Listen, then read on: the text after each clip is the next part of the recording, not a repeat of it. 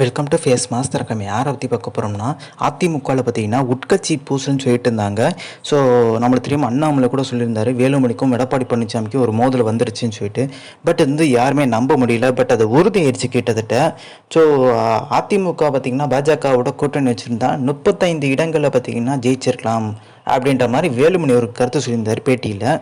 அதை ஜெயக்குமார் வந்து என்ன சொல்லியிருக்காருன்னா, அது அவரோட சொந்த கருத்துங்க, இது கட்சியோட கருத்து கிடையாது அப்படின்ற மாதிரி சொல்லிட்டாரு. அது ஜெயக்குமார் பேசுறது யாரோட கருத்துன்னு தெரில, எடப்பாடி பழனிசாமி கருத்தாக நம்ம எடுத்துக்கலாம். வேலுமணி பேசுகிறது வந்து பார்த்திங்கன்னா வேலுமணியோட சொந்த கருத்துன்ற மாதிரி வந்து சொல்லியிருக்காரு. ஸோ கிட்டத்தட்ட பார்த்திங்கன்னா அதிமுக வரலாற்றிலே இல்லாத அளவுக்கு, சட்டமன்ற தேர்தலாக இருந்தாலும் பரவாயில்ல, நாடாளுமன்ற தேர்தலில் இதுவரையும் பார்த்திங்கன்னா எந்த இடங்களையும் பார்த்திங்கன்னா டெபாசிட் இழந்ததில்லை. டெபாசிட் பார்த்திங்கன்னா இழக்கும் ஒரு சில கட்சிகள் சின்ன கட்சிகளாக இருக்கும். இப்போ சீமான் அவரோட கட்சி பார்த்திங்கன்னா நிறைய இடங்களில் டெபாசிட் இழந்திருக்குன்னா அவருக்கு பார்த்திங்கன்னா சின்னம் வந்து அவருக்கு கிடைக்கல. ஸோ முந்தைய தேர்தலில் பார்த்திங்கன்னா அவர் வந்து குறிப்பிட்ட சதவீதம் வந்து வாக்கு வங்கி இல்லாதனால சின்னத்தை இழந்தார். ஸோ அந்த மாதிரி சின்ன சின்ன கட்சிகள் தான் பார்த்திங்கன்னா டெபாசிட் இழக்கும். வரலாற்றிலே இல்லாத அளவுக்கு பார்த்திங்கன்னா அதிமுக சின்னத்தை இழக்கிறதே இந்த தேர்தல் தான்.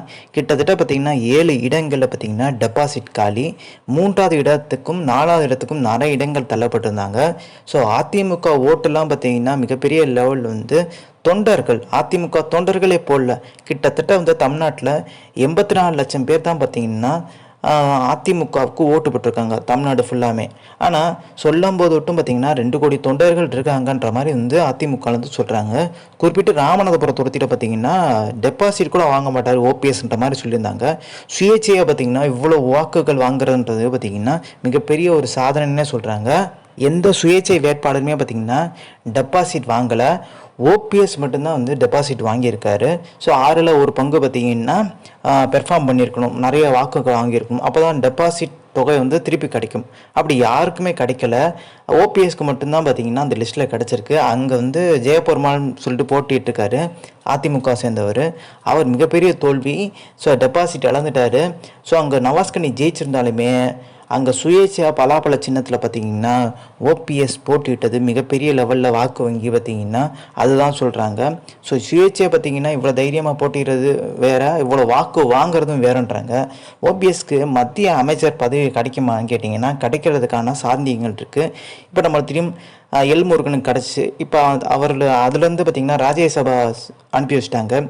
ஒருவேளை பார்த்திங்கன்னா அண்ணாமலைக்கு வந்து மத்திய அமைச்சர் பதவி ஏதோ கிடைக்கிதுன்னா அந்த பொசிஷனில் வந்து பார்த்திங்கன்னா வானதி சீனிவாசன் இந்த மாதிரி வருவாங்க தமிழக பாஜக தலைவராக அப்படின்ற மாதிரி ஒரு கருத்து இருக்குது.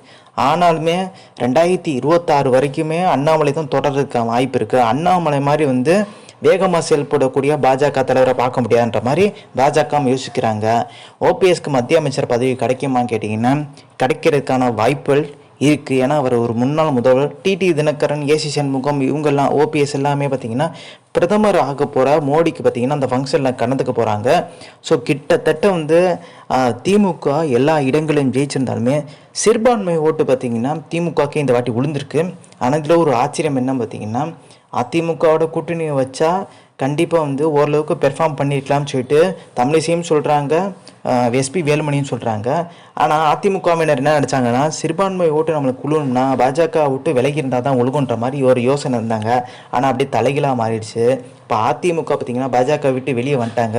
ஆனாலும் சிறுபான்மை ஓட்டு கிடைக்கல.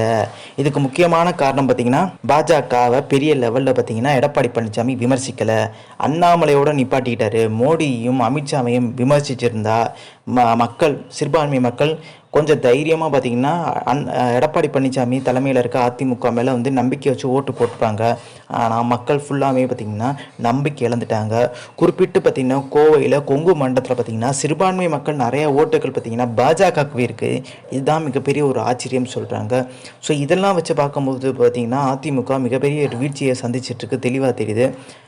ஓபிஎஸ்ஸை சசிகலா, டிடி தினகரன் இணைப்பீங்களான்னு சொல்லிட்டு எடப்பாடி பழனிசாமி இப்போயும் கேட்டுட்ருக்காங்க. ஆனால் இணைக்கிறதுக்கான வாய்ப்பே இல்லைன்ற மாதிரி வந்து எடப்பாடி பழனிசாமி முரண்டு பிடிச்சிட்டு தான் இருக்கார் இன்னும் வரைக்குமே. ஸோ அதிமுக பார்த்திங்கன்னா மிகப்பெரிய ஒரு இயக்கம். அதிமுக வந்து மிகப்பெரிய லெவலில் வந்து பாலும் கிணத்துல தள்ளினதே 2-3 பேரை வந்து சமூக வலைதளங்களை விட்டு திட்டிகிட்டே இருக்காங்க. ஒன்று கேபி முனுசாமி திட்டுறாங்க, இன்னும் ஜெயக்குமாரை பார்த்தீங்கன்னா கிளிகிளின்னு கிழிச்சிட்டு இருக்காங்க. தேர்தலுக்கு முன்னாடி பார்த்தீங்கன்னா பேட்டிகளை நீங்கள் பார்த்துருப்பீங்க. உதயகுமார் அதே மாதிரி ஜெயக்குமார்லாம் சொல்லியிருப்பாங்க, பாஜக ஒரு நோட்டா கட்சி 3% தாண்டாதுன்ற மாதிரி வந்து சொல்லியிருந்தாங்க. பட் இன்றைக்கி பார்த்தீங்கன்னா அதிமுகவே மிஞ்சிருச்சு. நிறைய இடங்களில் பார்த்தீங்கன்னா பாஜக 2வது இடம், அதிமுக பார்த்தீங்கன்னா பின்னடைவு, 2வது இடத்துக்கு கூட 3வது இடத்துக்கு தள்ளப்பட்டுச்சு, டெபாசிட் காலியாச்சு. ஸோ இந்த மாதிரி ஒரு சூழ்நிலாம் பார்த்தீங்கன்னா பார்க்க முடிஞ்சு. ஸோ இந்த தேர்தலில் பார்த்தீங்கன்னா நீங்கள் நினைப்பீங்க உத்தரப்பிரதேசலாம் பார்த்தீங்கன்னா பாஜக மிகப்பெரிய தோல்வின்னு சொல்லிட்டு. உத்தரப்பிரதேசில் பார்த்தீங்கன்னா ஓரளவுக்கு வந்து எம்பிக்களை வந்து பாஜக இழந்திருந்தாலுமே ஒடிசா போன்ற மாநிலங்களில் பார்த்தீங்கன்னா 21 இடங்கள் இருக்குது. நாடாளுமன்ற தொகுதிகள் 20 இடங்களை கைப்பற்றியிருக்கு. இப்போ நம்மளுக்கு தெரியும் கேரளாவில் பார்த்தீங்கன்னா சுரேஷ் கோபியெல்லாம் ஜெயிச்சிருக்காரு.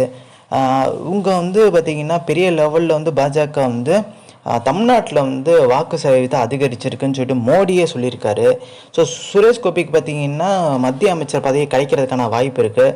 ஸோ நம்மளுக்கு தெரியும் சந்திரபாபு நாயுடு இவங்கெல்லாம் பார்த்திங்கன்னா ஆதரவு தெரிவிச்சிருக்காங்க. அவங்களுக்கு பார்த்திங்கன்னா 2 கேபினெட் அமைச்சர்களையும் அப்புறம் ஒரு 4 இணை அமைச்சர்களையும் பார்த்திங்கன்னா கொடுக்கறதுக்கான வாய்ப்பு இருக்குது. பிரதமர் வந்து மோடி வந்து பிரதமர் ஆன பிறக்கம் அப்புறம் வந்து யார் யாருக்கு எந்தெந்த இலாக்கான்னு சொல்லிட்டு பார்த்தீங்கன்னா சொல்கிறதுக்கான வாய்ப்பு இருக்குது. ஆனால் பார்த்தீங்கன்னா எல்லா வந்து அந்த ஸ்டேட்டில் இருக்க லோக்கல் பார்ட்டிக்கு பார்த்தீங்கன்னா சரிசமமாக 2 கேபினெட் அமைச்சர்கள் ப்ளஸ் ஒரு 4 இணை அமைச்சர்கள் அந்த மாதிரி பார்த்திங்கன்னா தரதுக்கான வாய்ப்புகள் அதிகம். ஸோ தமிழ்நாட்டிலேருந்து பார்த்திங்கன்னா இணையமைச்சர்களுக்கு போகிறதுக்கான வாய்ப்பு இருக்குது. சென்ட்ரல் மினிஸ்டர் ஆகிறதுக்கான அதிகப்படியான வாய்ப்பு இருக்குது. ஸோ தெலுங்கானா இங்கே பார்த்திங்கன்னா கேரளாலையும் பார்த்திங்கன்னா ஆகிறதுக்கான வாய்ப்பு. நான் ஏற்கனவே சொன்ன மாதிரி சுரேஷ் கோபி ஜெயிச்சிருக்காங்களா, அவர் கிடைக்கிறதுக்கான வாய்ப்பு இருக்குது.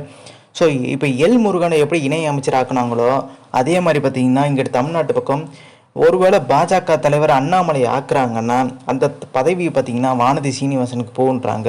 ஆனால் எடப்பாடி பழனிசாமியோட நோக்கமே என்ன பார்த்திங்கன்னா தமிழக பாஜக தலைவரை மாத்திரம் நாங்கள் கூட்டணி வைக்கலாம் அப்படின்ற ஒரு எண்ணத்தில் தான் இருக்காரு. இது முக்கியமான காரணம். கொங்கு மண்டலத்தில் பார்த்திங்கன்னா பாஜக தலைவர் அண்ணாமலை மிகப்பெரிய ஒரு ஆதிக்கம் செலுத்துகிறாங்க அப்படின்ற மாதிரி பேச்சு. தமிழிசை சவுந்தரராஜன் எல் முருகன் இருக்கும்போது அதிமுகட்ட வந்து கூட்டணி பேசும்போது நீங்கள் கொடுங்க நான் வாங்கிக்கிறோன்ற மாதிரி தான் ஸ்டேஜில் இருந்தாங்க. அண்ணாமலை வந்த அப்புறம் தான் வந்து இவ்வளோ சீட்டு எங்களுக்கு வேணும், இந்த கண்டிஷன் நிறைய அப்புறம் போட்டு வந்தார். நீங்கள் 2-3 சீட்டு கொடுக்கறதுக்கு நாங்கள் உங்கள் பின்னாடியே அலைய முடியாதுன்ற மாதிரிலாம் பரபரப்பாக பேசியிருந்தார். ஸோ இதுதான் முட்டுச்சு. மோதல் பார்த்திங்கன்னா பயங்கரமாச்சு. ஆனால் அவங்க சொல்லுவாங்க அதிமுக சைடில் வந்து எங்கள் தலைவர்களை பார்த்திங்கன்னா கொச்சையாக பேசியிருந்தார். குறிப்பிட்ட அண்ணாவையும் ஜெயலலிதாவையும் கொச்சையாக பேசினால பார்த்திங்கன்னா தலைமை கண்டிக்கவே இல்லை பாஜக தலைமை அண்ணாமலையை அப்படின்ற மாதிரி சொல்லியிருப்பாங்க. ஆனால் நீங்கள் நல்லா கவனித்து பார்த்தா தெரியும், அண்ணாமலை பார்த்திங்கன்னா ஜெயலலிதா குறித்தோ அண்ணா குறித்தோ பேசுகிறாருன்னா உங்களுக்கு உண்மையிலே உங்கள் தலைவர்கள் ஜெயலலிதா வந்து அட்டாக் பண்ணி பேசுகிற மாதிரி இருந்துச்சுன்னா உடனே ரிப்ளை பண்ணணும். அது என்ன 10 நாள் கழிச்சு ரிப்ளை பண்ணுறது? ஸோ உண்மை பார்த்திங்கன்னா அது கிடையாது. பாஜகவோட கூட்டணி வைக்க வேணான்னு சொல்கிறதுக்கு முக்கியமான காரணம் அண்ணாமலை பார்த்திங்கன்னா கொங்கு மாவட்டத்தில் மிகப்பெரிய லெவல்லேருந்து வளர்ந்து வராரு. ஸோ அப்படியே வளர்க்க விட்டோம்னா கண்டிப்பாக எடப்பாடி பழனிசாமிக்கு சிக்கலாயிருன்ற பயம் இருக்குது.